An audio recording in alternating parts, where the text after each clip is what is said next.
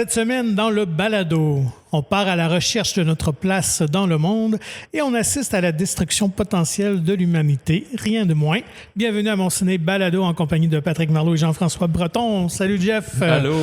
Alors, c'était enfin le jour du Barbenheimer. Ouais, probablement l'événement cinématographique de l'année.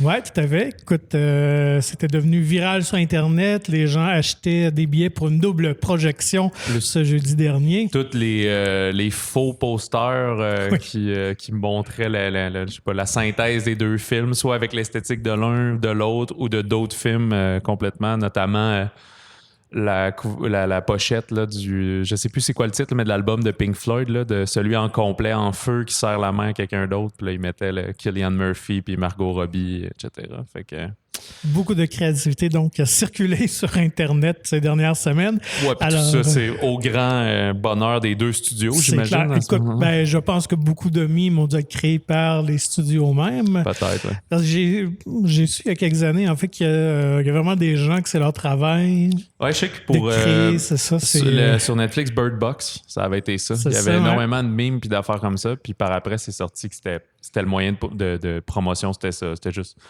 passer des memes sur tous les forums puis les pages Facebook puis les affaires comme ça, juste pour que... Mais ça te fait comme une publicité organique au final, clair. plutôt que des publicités payées et tout. Fait que, tout à fait. Il n'y a plus de secret pour le marketing. Vraiment pas. Alors, sortie de Barbie et Oppenheimer, entre autres. Mais avant d'attaquer les sorties de la semaine, un petit tour d'horizon des actualités. En fait, c'était une annonce de la SEDEC qui annonçait une nouvelle vague de projets qui soutenaient dans la phase scénario. Alors, on part pas en peur. C'est pas des tournages encore. On est encore à l'étape de rédaction. Mais d'habitude, c'est pas mal tous des scénarios qui vont se rendre en film par après, en financement de production. Là, c'est clair. Ça. Peut-être qu'ils vont faire une autre ronde. Des fois, on fait toujours des petits ajustements. C'est pas impossible, mais pour dire que c'est plus des films qu'on va voir en 2025, ou plutôt 2025, peut-être même du 26. Oui, tout à fait. Alors, parmi les projets annoncés, un qui circulait quand même depuis quelques temps déjà, c'était toujours à l'étape de rumeur, bien que les scénaristes confirmaient leur intention. C'est Pierre-Yves Bernard et Claude Legault qui ont reçu l'aval pour le 3e scénario de Dans une galaxie près de chez vous. Donc, je pense que ça va ravir beaucoup d'amateurs de voir enfin un nouveau film sur les écrans. Ouais, c'est certain. Toi, t'es un peu plus vieux, mais t'as-tu écouté ça un peu, les émissions aussi et tout? Là? Ouais, moi, j'étais tombé sur hasard. Un moment donné, c'était VRAC à l'époque. Ouais. Puis, écoute, j'étais tombé là-dessus, puis j'avais comme trouvé ça tellement absurde et singulier que j'avais complètement embarqué. Puis, écoute, évidemment, j'ai fait écouter à mon garçon un peu plus vieux, là, peut-être en tournant du premier film. Puis, fait que non, moi, je suis un grand fan de cet univers-là. Je sais même pas si les films, je les ai vus plusieurs fois, peut-être 2 fois, là, parce que ça date quand même plusieurs années. Mais je les connais pas par cœur non plus. Fait que... Je suis pas un fan de cet ordre-là non plus, mais tu sais, je les ai vus quelques fois appréciés. Puis, je suis bien content, honnêtement, qu'on puisse avoir ce qui sera probablement le dernier film, là, parce que le rendu aussi, dans l'âge où ils approchent toute la soixantaine. Donc, puis comme on dit, une trilogie, c'est tout le temps bien. Tu sais. Effectivement. Donc, parmi les autres projets qui ont retenu mon attention, India Desjardins scénarisera un prochain film hanté, une comédie familiale, que j'ai hâte de voir. On n'a pas plus d'informations. Florence Lompré, la comédienne de Like Moi, qui est maintenant vraiment rendue une scénariste aguerrie, en plus d'être comédienne. Oui, puis j'ai oublié c'est quoi le nom de... Elle a une série télé aussi qui a vraiment... M'aimes-tu, c'était ça? Ou M'entends-tu? M'entends-tu, oui. Ouais, voilà. Qui était vraiment très, très bon. 3 saisons. Alors, premier scénario de long-métrage, Letter from a Stranger. OK. Pas d'indication si ça va être un film en anglais ou en français, mais avec le titre comme ça laisse peut-être présager que ce sera un film anglophone, mais peut-être pas non plus. Ou à moins que ça soit justement une espèce de je sais pas, de correspondance entre un anglophone puis francophone. Mystère.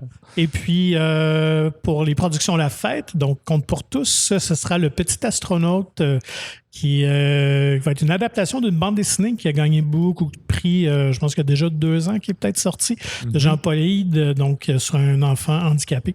Donc, très hâte de voir ça aussi, comment on va adapter cette bande dessinée-là. Alors...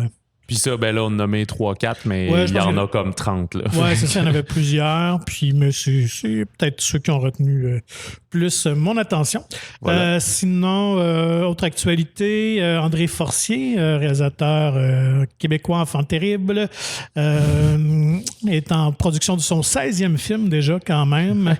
Alors, on sait que le réalisateur a vraiment un univers très singulier. Le titre, c'est Ababouiné. Donc, j'ai oublié de noter, par exemple, qui était dans le film, mais alors pour les amateurs de Forcier, un nouveau film s'en vient probablement pour 2024. Je dois avouer que je crois que j'en ai vu aucun. Je crois que j'ai vu 0 film d'André Forcier. Je dois confesser aussi. Mais là, maintenant qu'on a le balado, que souvent on rencontre les équipes et tout quand il y a des événements, je pense qu'il faudrait que je fasse un petit peu de rattrapage. Je pense pas que j'écouterais les 16, là, mais si je peux en écouter comme 2 des plus majeurs puis peut-être les 2 derniers, là, quelque chose pour me faire un petit portrait un peu de ce quand même cinéaste iconique. Ben, c'est ça. Puis non, moi aussi, ça manque à ma culture cinématographique québécoise, je l'avoue d'emblée. Sinon, pour les amateurs de Décadence, le nouveau film SA 10, Décadence 10, j'imagine en français, est devancé d'1 mois finalement, devait sortir le 27 octobre, finalement sortira le 29 septembre. Ben, c'est pas de mauvaise chose parce que octobre était déjà bien chargé en films d'horreur, déjà qu'il y a le 5 nuits chez Freddy le 27 octobre aussi. Là. Tout à fait. Alors, et on a donné un petit peu plus de détails parce que jusqu'à maintenant, le synopsis était resté top secret. Donc, le film va se dérouler entre le premier et deuxième volet. Alors, c'est ce qui explique pourquoi que Jigsaw, le méchant, revient. Parce qu'il était évidemment mort. Oui, ça fait un bout en plus. Oui, c'est ça, je pense dans le 6, 3, 4, même, c'est ça. Puis, mais là, il va y avoir plein de de-aging. Bonne question, parce que le comédien, c'est quand même pas un genou non plus. Là. Fait que, j'imagine qu'ils vont. Ils n'auront pas le choix, après ça fait quoi déjà? Qui est au moins. Ça fait 20 ans. 20 ans, c'est ça, en début 2000, le premier film. Fait que c'est quoi un peu l'histoire entre le 1 et le 2, l'as-tu noté? C'est qu'il va chercher... une procédure médicale parce qu'il y a un cancer. Ouais, c'est ça. Fait qu'il va subir des expériences, mais finalement, ça va être comme une arnaque. Ouais, c'est ça. Puis là, il va se venger sur les médecins, I guess, quelque chose de même. Puis sinon, du côté de Warner, je sais pas si tu as vu ça passer. C'est hier, en fait, que ça a comme coulé un peu, là, mais il n'y a rien d'officiellement annoncé, mais qui jouerait dans leur calendrier de sortie là, à cause de la grève. Ouais. Et ça toucherait probablement Dune Part 2 qui serait poussé à 2024. Ah, parce qu'ils voudraient faire une tournée promo avec les comédiens et voilà, tout. Effectivement, c'est ça. Donc, pour l'instant, Dune, Aquaman et c'est quel autre? Le Color Purple. Ouais. Donc, leurs 3 gros films seraient j'avoue que Wonka, ça va être dans leurs gros films aussi. Je sais pas s'ils l'ont évoqué. C'était Warner aussi. Donc, Wonka n'était pas touché pour tout de suite, en tout cas. OK. C'est ça qu'on disait la semaine dernière. C'est bizarre, c'est pour l'instant, ils ont la couleur pourpre, genre le 15 décembre ou le 25 décembre, puis Wonka le 15 décembre. Ouais, c'est ça, les deux en 2 semaines. Ouais, fait que c'est très bizarre. Là. Fait que déjà là, on sentait qu'il y en a peut-être un des deux qui serait repoussé. Là. Mais OK. Ah, ben là, ça m'attriste beaucoup. Ça serait très triste d'attendre un autre 6 mois et plus pour Dune. En tout cas, la consolation, c'est que le film est fait puis qu'il va avoir lieu et tout. T'sais. Fait qu'il est prêt, là, ou presque. Là. Fait que c'est sûr qu'on va le voir un jour. Donc, ça va être à suivre. Warner, pour l'instant, dément un peu cette rumeur-là, mais ça viendrait quand même d'une personne source sûre dans les milieux hollywoodiens, là, avec quelqu'un qui est au marketing ou quand même. Bref. Tu promené sur Twitter, puis c'est là que tu as vu. Non, je suis allé straight à Variety, qui est souvent ma source de nouvelles officielles. Oui, c'est correct. C'est correct comme ça. Puis j'ai oublié de mentionner d'entrée de jeu, mais on enregistre à un endroit différent de l'habitude. Fait que j'espère, il y a un peu plus d'écho. Là, j'espère que la qualité est quand même bonne. Je vais le découvrir en éditant, en mettant en ligne tantôt l'épisode. Là, mais bon, voilà. Et justement, parlant des effets de la grève des comédiens à Hollywood, ça a un impact sur une nouvelle qu'on vous avait annoncée la semaine dernière où c'était Nicolas Cage qui venait à Montréal pour Fantasia recevoir un prix et tout ça. sa présence a été annulée. Donc, M. Cage ne sera pas à Montréal pour ceux qui voulaient peut-être aller à sa rencontre lors de la projection du film. La projection a lieu quand même et tout du film, c'est ça? Si ça se trouve, le réalisateur va peut-être être là, mais le Nicolas Cage, non, effectivement. Non. Fait que voilà, sinon pour l'actualité, avais-tu d'autres choses, toi? Non? Non, j'étais juste prêt à rebondir. D'accord. Bande-annonce, je me souviens plus, t'as-tu noté? Ouais, je n'ai noté une. Tu sais, j'aime pas trop revenir sur des deuxièmes bandes-annonces, mais il y a The Marvels plutôt, qui est sorti hier. Mais là, on en apprend un peu plus parce que la première était quand même assez cryptique là, sur ce qui. On comprenait qu'il y avait 3 personnages. Fait qu'on puis qu'il y avait des pouvoirs interchangeables. Là, donc, mais là, finalement, on comprend que l'ennemi à abattre et qui serait peut-être derrière tout ça, c'est une guerrière Kree. Alors, il y a une guerre civile Kree. Je pense à tout ce qui s'est passé avec les Skrulls et Thanos et tout ça. Donc, qui semble vouloir s'en prendre à nos dames, parce qu'évidemment, The Marvels met en scène trois super-héroïnes, Captain Marvel, Miss Marvel et Monica Rambeau. Je ne sais pas quel nom qu'ils ont donné, je ne me rappelle plus. Et la Némésis, la méchante, c'est une comédienne connue? Non, c'est Zawe Ashton qui joue Darben. Donc non, je ne connaissais pas cette comédienne-là. Je pense qu'il vient un peu plus de la télévision et du cinéma indépendant. Puis, c'est ça. Mais là, je m'en excuse si on a oublié quelque chose, là, comme on disait avant d'enregistrer.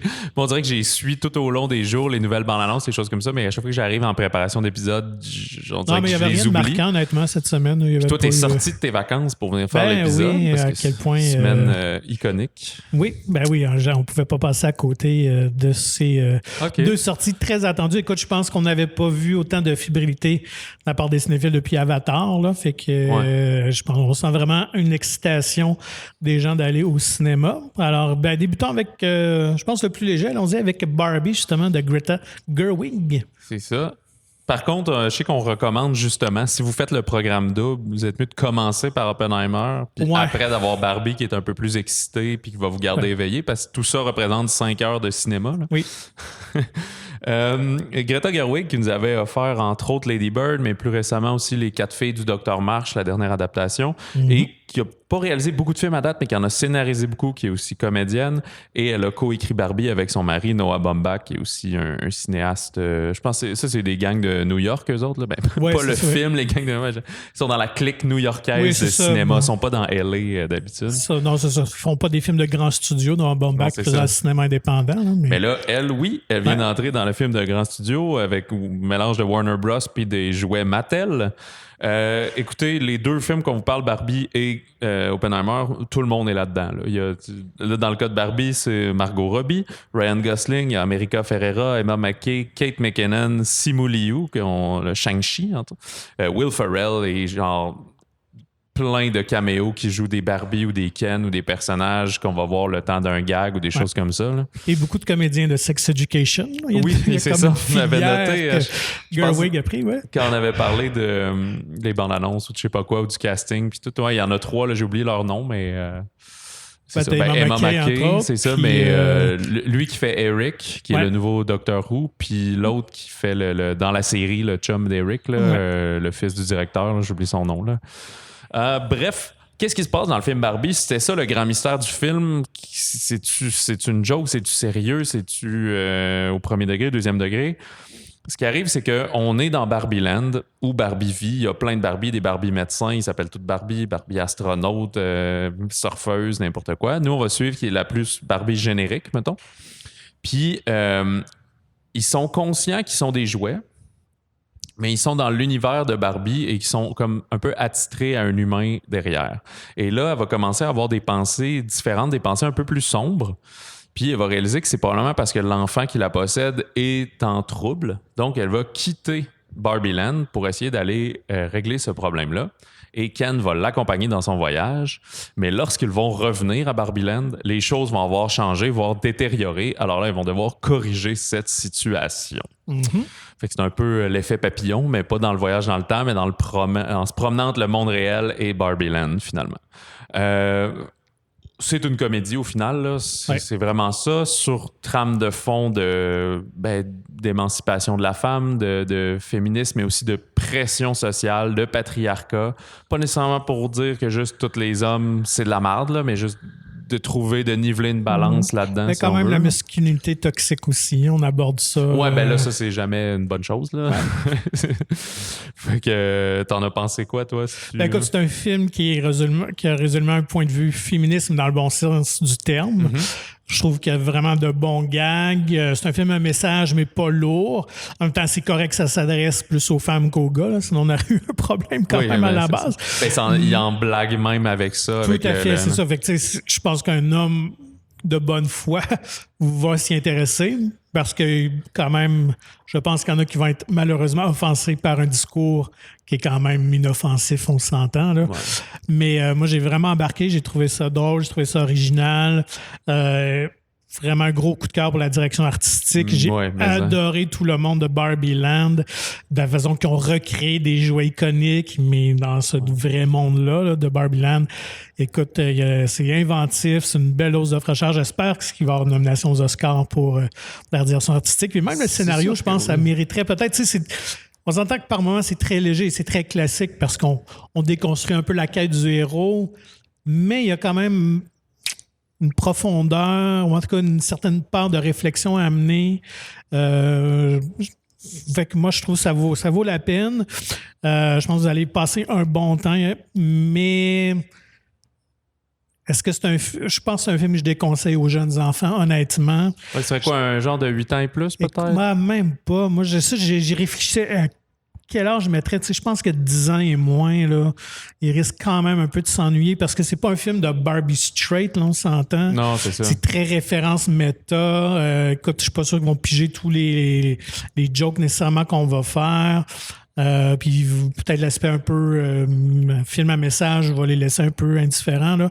Fait que moi, je mettrais peut-être un 10 ans et plus. Puis mais plus au niveau de l'intérêt, là. C'est ça, ça va pas choquer un enfant de 7 ans, mais il va peut-être pas apprécier. C'est ça, justement, ils l'apprécieront pas à la juste hauteur. Là. Comme un peu Oppenheimer est général aussi, mais j'amènerai pas un enfant de 8 ans. Ça, c'est clair. mais là, je pense pas que les gens se posent la question dans le cas de... Donc, soyez juste conscients de ça, que c'est pas un film qui s'adresse nécessairement à tout le monde. Puis d'ailleurs, je salue l'audace de Mattel, de la compagnie de jeux, là, qui aurait pu juste dire non, faites-nous un film straight Barbie comme Transformers, puis on va vendre des milliers de poupées. Là. Mais ils ont vraiment embarqué dans une proposition. Là, un peu plus audacieuse. Oui, vraiment. Plus audacieuse. C'est un film subversif quand même un peu. Qui en fait rend quand même ses lettres de noblesse à Barbie. Tout à fait, oui. Va accuser les critiques qu'on fait aux jouets, à l'image corporelle que présente Barbie, vont rire des mauvaises poupées, des mauvaises idées qu'ils ont eues au fil du temps. Mais au final, rappeler c'est quoi l'emblème de tout ça. Non, c'est un film qui a un bon sens d'autodérision. Puis je salue Mattel d'avoir embarqué là-dedans. Mm-hmm. Parce que des fois, les corporations, ça peut être très sensible à leur image. Là, mais ils ont embarqué à fond. D'ailleurs, en générique de fin, je trouve ça drôle qu'on met les vraies annonces d'époque sur les différentes Barbies qu'on a vues et tout ça, là, parce qu'il y a eu des concepts assez farfelus par moment. Là. Donc, non, vraiment, c'est un film très réussi. Greta Gerwig confirme qu'elle est vraiment une cinéaste vraiment là, maintenant, pas juste à suivre, mais bien établie, qui a une sensibilité, qui a une vision bien à elle. Puis, je voulais juste faire une petite note aussi que c'est quand même intéressant qu'on fait un petit clin d'œil à la créatrice aussi de Barbie, qui était Ruth Handler, parce que dans le fond, Barbie, le nom Barbie vient de sa fille Barbara. Mm-hmm. Et de ce que je savais pas, Ken, c'est son garçon. Alors, il a donné le nom de Kenneth. De Ken, Kenneth, effectivement. Et puis, écoute, cette femme-là, quand même, c'était toute une femme d'affaires pour l'époque. Elle a créé Mattel en 1945, quand même. Je pensais pas qu'elle avait créé Mattel en plus. Oui, c'était une des cofondatrices de Mattel qui, au début, était spécialisée dans les meubles. On bifurquait vers le monde des jouets. Et elle était la présidente de Mattel de 45 à 74. Okay. Fait que, je veux dire, femme CEO à cette époque-là, je pense qu'on pouvait les compter sur les doigts de la main. Ça explique un peu des références à ça qu'ils font, parce que là, dans le film, c'est Will Ferrell, le CEO de chez Mattel. Fait que je suis comme, OK, je comprends un petit peu plus de petits couteaux qui volent bas, un peu, qui ont des petites pointes qu'il y a dans le film. Je voulais revenir sur deux choses par rapport à Barbie. j'ai entendu des commentaires déjà qui circulent que comme c'est un peu Ryan Gosling qui vole la vedette. Je suis pas tout à fait d'accord, mais je comprends. C'est peut-être juste qu'au scénario, tu sais, l'arc narratif, et Barbie et Ken ont un arc narratif intéressant. Ouais. Sauf que souvent, je pense que le Ken de Gosling se retrouve avec les blagues, avec les punchs et les affaires comme ça. C'est pour ça peut-être qu'il peut shiner plus. Mais je trouve que Robbie est quand même... Elle joue vraiment... Ben, je sais pas si c'est une performance d'Oscar parce que c'est un drôle de film un peu pour ça. Là. C'est assez léger quand même. Mais elle brille. Mais oui, c'est ça. C'est très crédible. Je trouve ça même drôle. Il y a un moment, il y a comme une narration des fois en introduction, puis à certains moments qui accuse le fait de dire comme ouais, Margot Robbie est comme vraiment belle. De même, là, parce qu'il parlait de corps imparfait puis de choses comme ça. Puis comme c'est pas le meilleur exemple qu'on peut mettre. Là. Alors écoute, elle peut tout jouer. Puis même dans le film, elle a un bon range là, parce qu'elle a quand même des moments un peu plus sensibles d'émotion. Puis écoute, elle le fait avec une facilité déconcertante. Puis, tu sais, ça, pour revenir sur la direction artistique, là, il y a.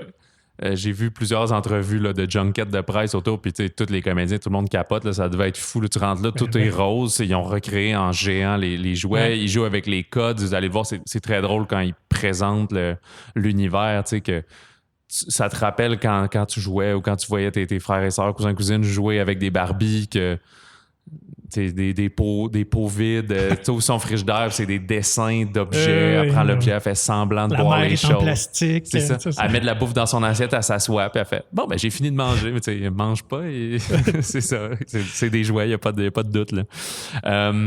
Puis la directrice artistique, justement, qui est Sarah Greenwood, elle a travaillé sur plusieurs autres trucs, entre autres La Belle et la Bête, le dernier remake, puis les 2 Sherlock Holmes. Fait que, je sais pas, je trouve que quand même ces univers-là, des univers précis d'aller chercher un matériel puis rendre ça très crédible. Fait que chapeau à ça. D'ailleurs, elle s'est inspirée de l'architecture de Palm Springs, je sais pas si tu avais vu ça, qui était très présent dans le film de Olivia Wilde l'année passée avec Palm Springs? Ouais, avec Florence Pugh. Là, OK, non, mais c'était pas... ça s'appelle pas Palm Springs, c'est un film avec Andy Samberg. C'est... Non, mais c'est une communauté dans le désert, Palm Springs. Oui, c'est ça. Ou qui avait tourné le film là, de... Oui, là. Oui, c'est ça. Je m'excuse. C'était en septembre dernier, là, cette affaire-là. Ouais, donc, fait que c'est vraiment une communauté qui est fait très banlieue américaine, un peu avec une architecture un peu surréelle, un petit peu, là. Très rétro, qui est resté encore intact aujourd'hui. Donc, je comprends. Et pour finir, la direction photo aussi de Rodrigo Prieto. Ouais. Qui est là il y a à peu près 60 ans. Là, il en a fait depuis toujours. Là. Il a fait autant 21 grammes, puis Brokeback Mountain, puis Babel, qui sont des gros classiques. Oui. Mais il travaille avec Scorsese depuis un bout, parce qu'il a fait Silence, puis Wolf of Wall Street, et Killers of the Flower Moon, qui sort cet automne. Tout un changement de registre quand même. Oui, c'est sûr, quand Barbie et Killers of the Flower Moon. Là, va dans un truc très éclaté. Mais tu vois, dans Wolf of Wall Street, c'est moins rose, là, mais... c'est quand même cette folie-là qui est plus comparable, si on veut. Ben oui, là, peut-être que Killers of the Flower, on va être plus proche de Silence puis de Brokeback Mountain que de Barbie, là, mais... Il y a noté que c'est Margot Robbie, quand même, qui produit le film. Et donc, parce que le film était en gestation quand même assez longtemps, depuis 2009, passé entre les mains de plusieurs studios, jusqu'à temps que Warner a pris les droits en 2018, où... Margot incarnait Harley Quinn, était dans les très aimés du studio et tout ça, donc on lui a permis la liberté de produire le film, donc elle est allée convaincre Mattel de sa vision, puis on dit oui. Mais c'était pas elle qui devait jouer dans le film à l'époque, c'était Gal Gadot. Ah, OK, ça aurait été bien aussi. Oui, qui aurait été... mais finalement, elle était prise sur un autre tournage.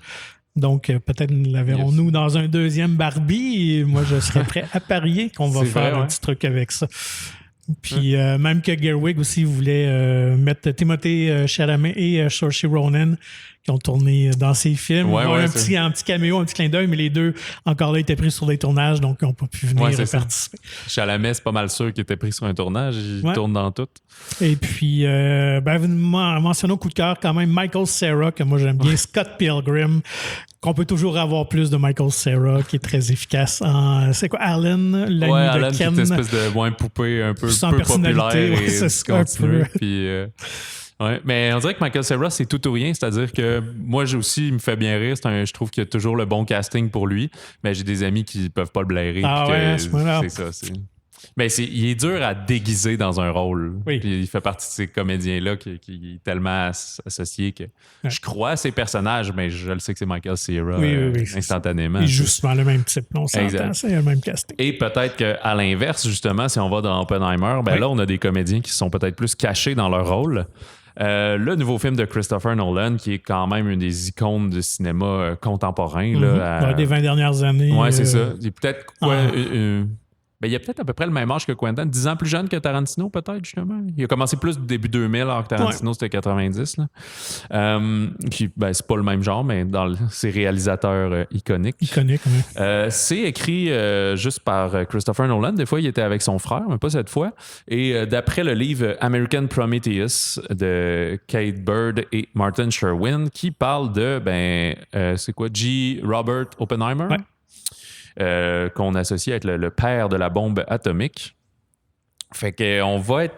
Drôle de synopsis, là, on mélange plusieurs trames temporelles, c'est-à-dire l'évolution d'Oppenheimer dans les écoles d'un milieu académique entre les années 1920 et 1930. Après ça, vraiment, quand il fabrique la bombe A au sein du projet Manhattan, qui était le directeur scientifique des années 40, qui avait construit un petit village et tout, la fameuse bombe qui a fini à Hiroshima et Nagasaki.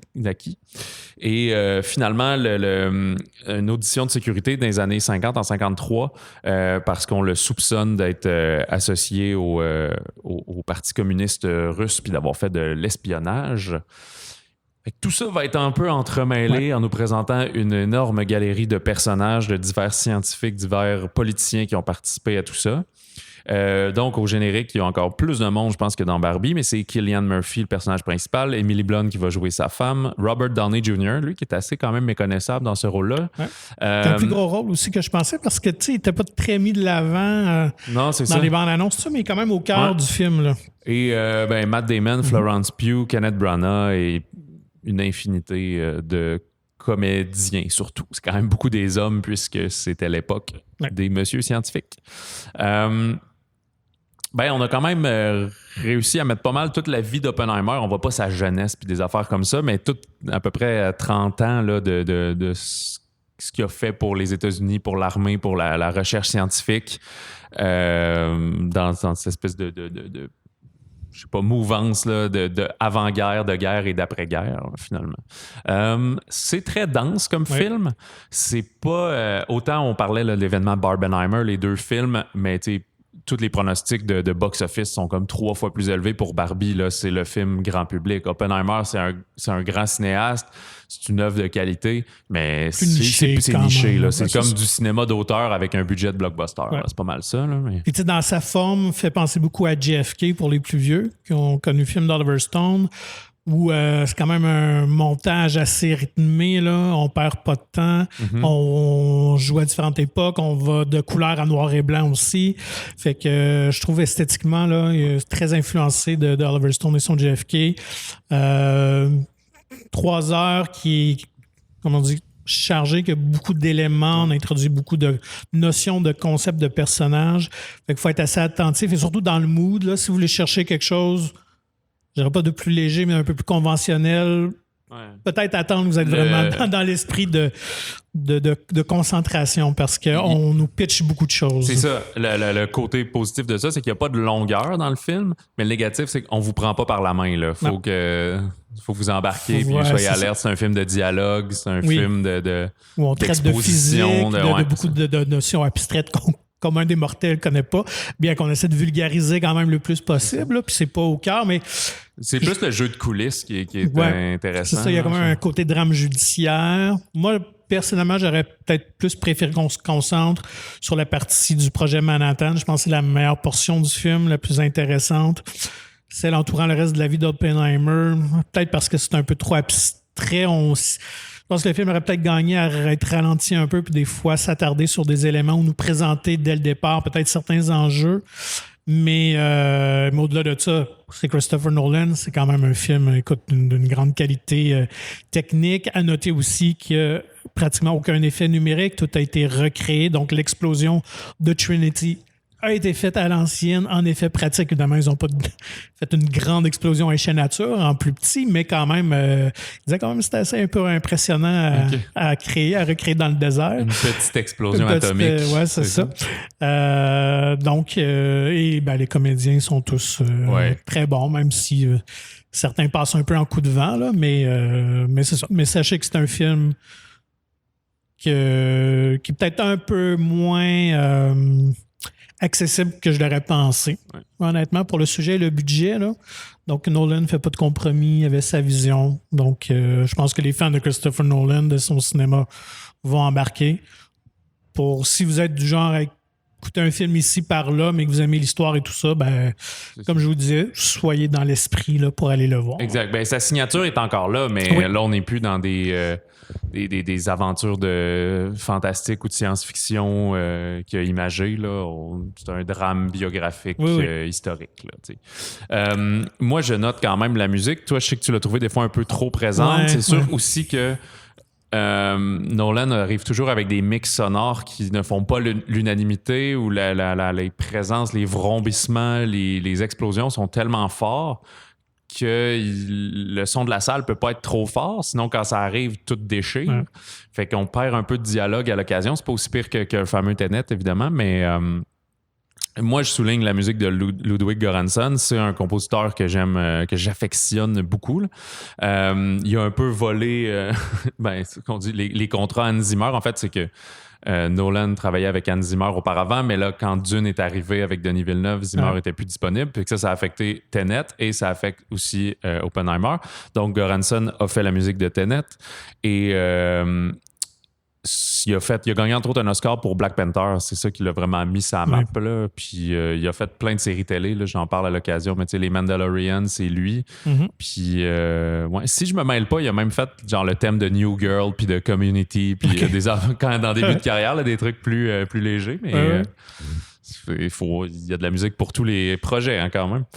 Mais à souligner aussi, par exemple, l'utilisation du son. Nolan est un des rares cinéastes, je trouve, aujourd'hui, à utiliser le son de manière très précise pour évoquer des émotions, des réactions. Donc, à ce niveau-là, c'est très, très bien réussi dans Oppenheimer. Et c'est son directeur photo depuis plusieurs projets, là, Hoyt van Hoytema, qui a fait Tenet, Interstellar, Dunkirk, mais d'autres trucs. Là. Nope, plus récemment, de Jordan Peele. Fait que, tu sais, c'est un peu on dit ça des fois. Si c'est le film que vous attendiez, je pense que vous ne serez pas déçus. Si vous êtes hésitant, peut-être qu'on vous a un peu plus éclairé sur la nature du film. C'est un film qui est bien construit, qui a un montage énergique, beaucoup de plans de caméra, beaucoup de lieux de tournage, beaucoup de personnages, mais je sais pas une histoire si excitante que ça. Genre, non, il la rend excitante, mais à la base, elle l'est pas tant que ça. Je pense que c'est bien résumé, effectivement. Et peut-être, en tout cas, pour ceux qui ont aimé ou qui veulent en savoir plus, tu l'avais mentionné d'entrée de jeu que c'était basé sur un livre de non-fiction, un livre documentaire qui avait gagné un prix Pulitzer quand même à sa sortie. Parce que c'est deux historiens qui ont travaillé une dizaine d'années sur le projet. Ils ont épluché des milliers de documents à la librairie du Congrès et tout ça. Donc, c'est vraiment une recherche exhaustive. Et le film le livre va être disponible en français. Je ne sais pas si c'est une première traduction ou si c'est une réimpression, mais bref, je pense que fin août va être disponible à nouveau en librairie. Là, donc, à surveiller. Il y a aussi la bande dessinée La Bombe qui couvre une partie de ça. En fait, qui va être plus l'impact de la bombe nucléaire, tout ça donc du point de vue américain, du point de vue japonais, là, les quelques jours qui précèdent le lâchement de cette bombe-là. Mais oui, qui est un très beau complément aussi, si vous aimez les bandes dessinées. Tu me connais, je me suis empressé de l'acheter et je ne l'ai toujours pas lu. Voilà, il est dans ta pile. Peut-être dans mes vacances. Et dans un autre registre, plus léger, si les blockbusters ne vous intéressent pas, il y a le drame biographique Divertimento de Marie Castille, mention Char, ou Scar, je ne sais pas comment elle le prononce, qui met entre autres en vedette Oulaya Amamra, qu'on avait vu dans Fragile qu'on avait beaucoup apprécié. Oui. On est en 1995. on va suivre Zaya Ziwani, qui est une adolescente d'origine algérienne qui vit en France, en banlieue parisienne, et elle rêve de devenir chef d'orchestre. Puis, dans ce qui semble être la plus grosse année de sa vie, où elle joue au conservatoire, en plus d'être à une autre école de musique, et elle veut fonder un ensemble symphonique dans sa banlieue parisienne pour s'inscrire à un concours international. Et au travers de ça, elle va être aussi parrainé par un célèbre maestro roumain qui va un peu la prendre sous son aile puis lui donner des conseils un peu. Ce qui est d'intéressant en plus à l'histoire, c'est que sa sœur jumelle, qui est violoncelliste. Oui, violoncelliste quand même, donc une famille de surdoués. C'est assez incroyable. Voilà, comme puis tu sais, de parents très modestes, modestes, exactement, là, qui vivent en appartement et tout. Là, ce qui à un moment donné devient un des enjeux aussi également. J'ai beaucoup aimé. C'est quand même un format assez classique là, de biographie. On reproche à peu près rien quasiment aux personnages principaux et tout. Là. Je pense qu'on a joué aussi un peu dans la temporalité, dans la vraie vie. Ces événements, ils sont arrivés, mais pas tous en même temps, pas tous la même année. Mais pour les fins du film, c'est plus évident comme ça. Mais si vous appréciez la musique classique ou même que vous connaissez pas trop, je trouve que ça le présente bien sans être prétentieux, justement. Non, plus, vraiment pas. T'as pas besoin de connaître ça, t'as juste besoin d'apprécier ça, en fait. Et hors des clichés aussi, ce que j'ai aimé, justement. Puis j'avais cette même réflexion-là. Je trouve que c'est un beau film à peut-être présenter à vos ados, les introduire à la musique classique parce que leur histoire est super intéressante quand même, très accessible là, pour la famille. Écoute, puis moi, gros coup de cœur pour Oulia Amamra, justement, qui a un bagou, mais en même temps, tu as le goût d'être son amie. Elle est cool. Je trouve que c'était un beau rôle pour elle. Puis écoute, moi, je suis un sucker pour ce genre d'histoire-là. Comme tu dis, c'est très classique, très propre. Mais c'est quand même très émouvant à voir comme histoire. C'est bien présenté. Je trouve que la mise en scène était vraiment bien. Vraiment. Il y a aussi beaucoup de films sur la musique classique qui sont toujours joués par des adultes puis des personnes, des quarantenaires et plus. Fait que là, de voir des jeunes qui sont au conservatoire, qui travaillent là-dedans, qui jouent au soccer aussi, mais qui aiment ça jouer du corps français. Là. Fait que c'est vraiment cool. Mais ça me rappelle aussi qu'à l'automne, il va y avoir Solo, non, pas Solo. Solo, c'est autre chose, mais ça s'appelle Les Jours Heureux. Les Jours Heureux, oui, t'as raison, je pense.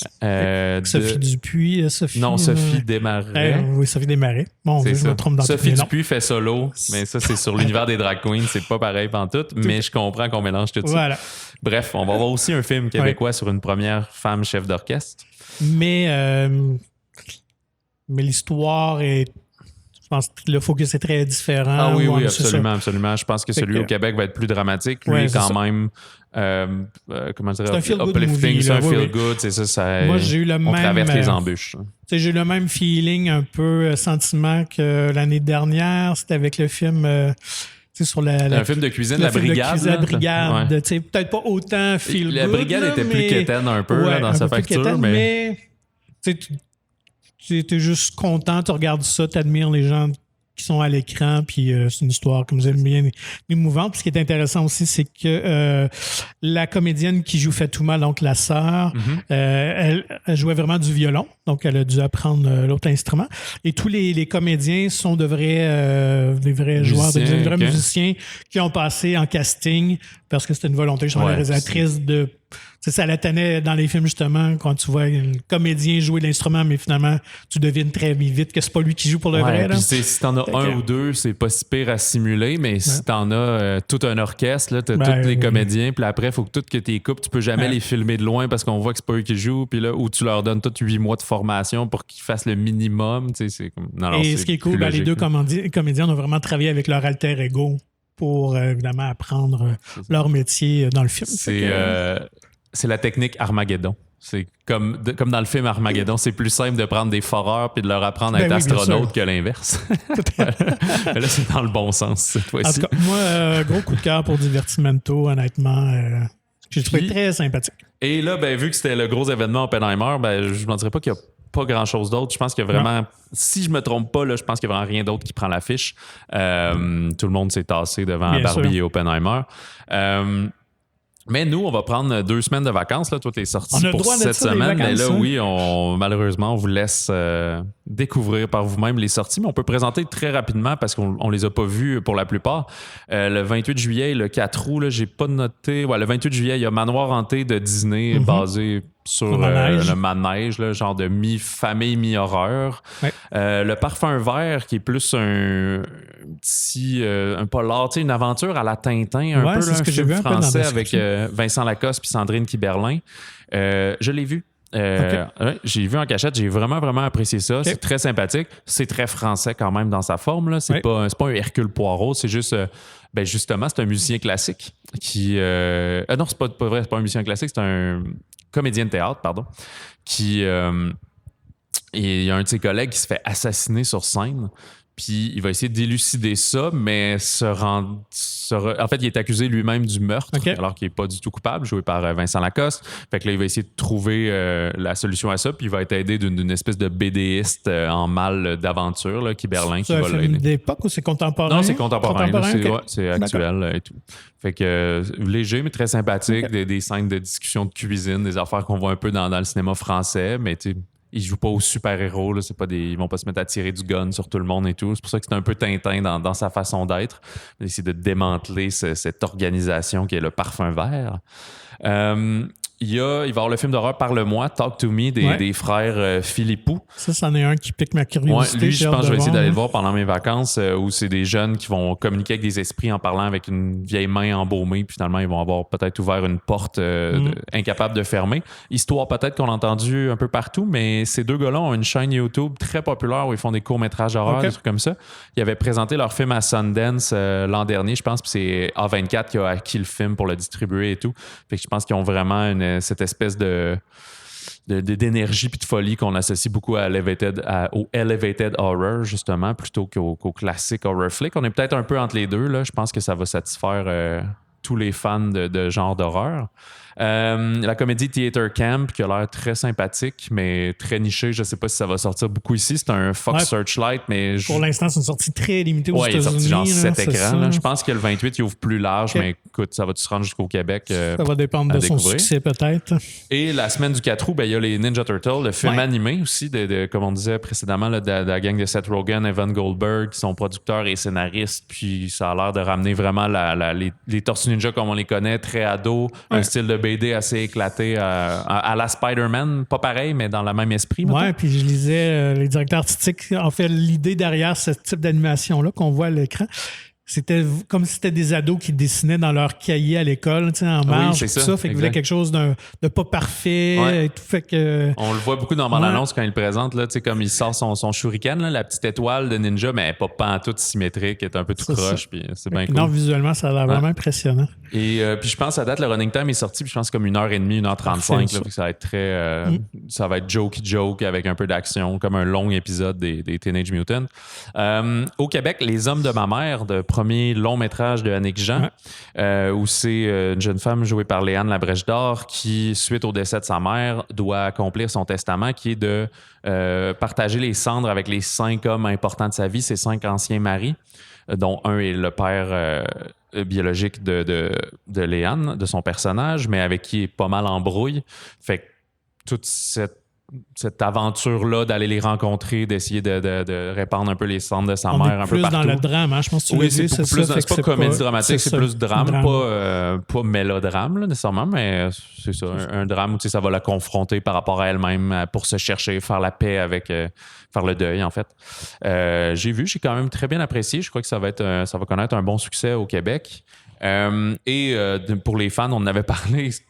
Quand même pas un feel good, mais si tu veux passer un bon moment au cinéma, je pense que The Meg 2 de Trench va être assez débile, mais Ouais, je pense qu'il va offrir ce qu'il promet. Là. Voilà. What you see is what you get, comme on dit. Et c'est ce qui conclut ce balado. Nous, on vous revient le 11 août avec, entre autres, Les Chambres Rouges que j'ai vu et que j'ai adoré. Et j'ai hâte que tu le vois aussi et peut-être qu'on puisse parler avec Pascal Plante ou l'équipe du film. Et il y aura aussi Gran Turismo, que j'arrête pas de parler, mais que au final, j'ai quand même rien à foutre. Mais on verra bien si c'est un hit ou un miss. Ça peut surprendre, ouais. Et écrivez-nous au balado au singulier à commercial-monciné.ca et je vous répondrai le c'est tout quand on reviendra. Et on vous invite tout de même à procurer gratuitement le magazine Mon Ciné qui est disponible en version numérique ou physique dans votre cinéma favori de la province et qui a plein de beaux articles pour tous les films qui sortent cet été. Visitez le monciné.ca pour plus d'informations. Sur ce, on vous souhaite bon Barbenheimer. Barbie's Resto Bar Grill. Parce qu'il n'est jamais trop tard pour faire votre doublé si vous voulez vous mettre au défi. Donc, bon cinéma, bon popcorn, bon congé de construction pour ceux qui le sont. Et puis, Jeff, as-tu déjà vu Le Parrain, toi? Oui. As-tu le goût qu'on le réécoute et je te l'explique? Ouais, me le mansplainer. OK, parfait.